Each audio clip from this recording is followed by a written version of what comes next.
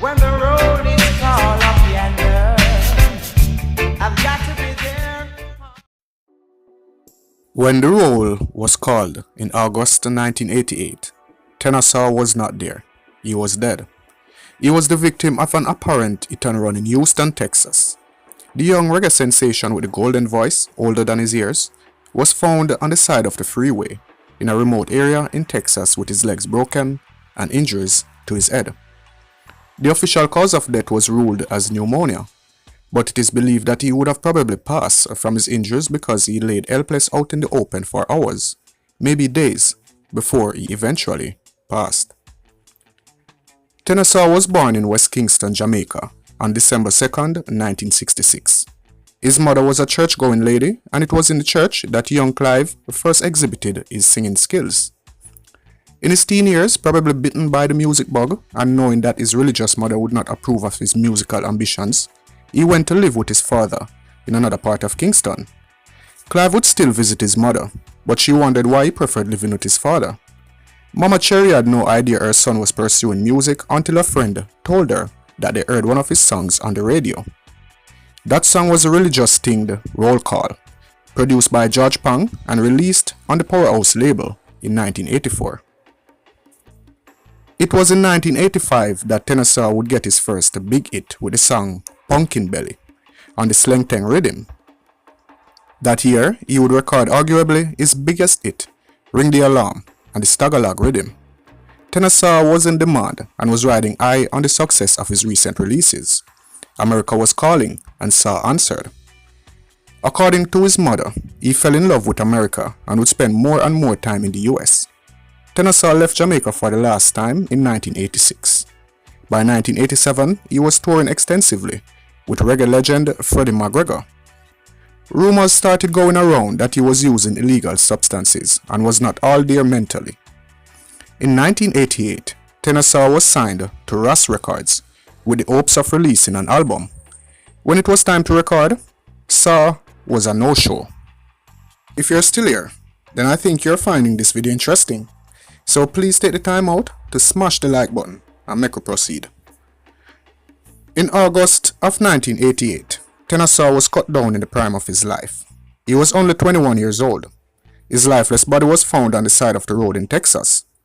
Saw suffered broken limbs and injuries to his head. A hit-and-run accident was deemed to be the cause of his injuries, but they could have just as easily been from a merciless beating. How did Tenor Saw end up on the side of the road in the first place? Who was driving the car that allegedly hit him? Why wasn't or why hasn't there been more interest in this case over the years? Those are just a couple of the many questions I have now that I have researched this cruel and senseless incident.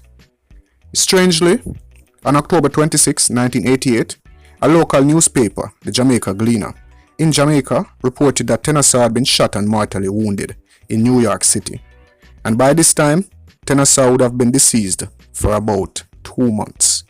Take a look at this 1988 newspaper article from the Daily Gleaner. Tenor Saw is reported to have been shot and killed in New York City. Notice the placement of the article and the fact that the movie Coming to America by Eddie Murphy was more significant news than the supposed murder of a reggae star and son of the Jamaican soil. Over the years, many rumors have circulated and many opinions have put forward as it relates to Tenor Saw's passing. The most popular is that he was a victim of a hit-and-run driver.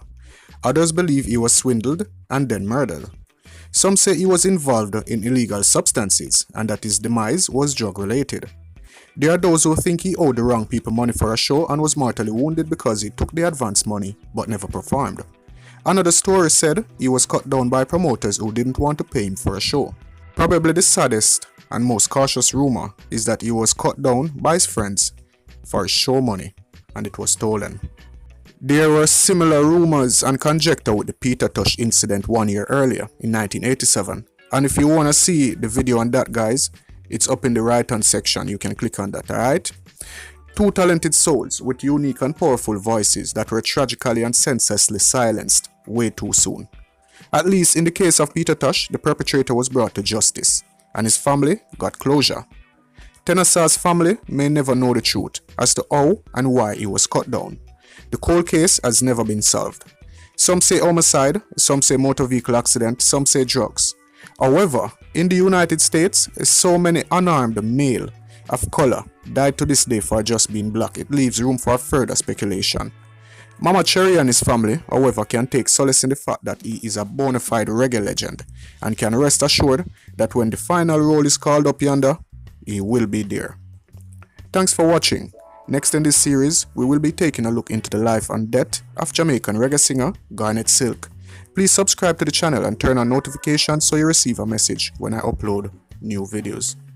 Blessings again, guys. Stay blessed.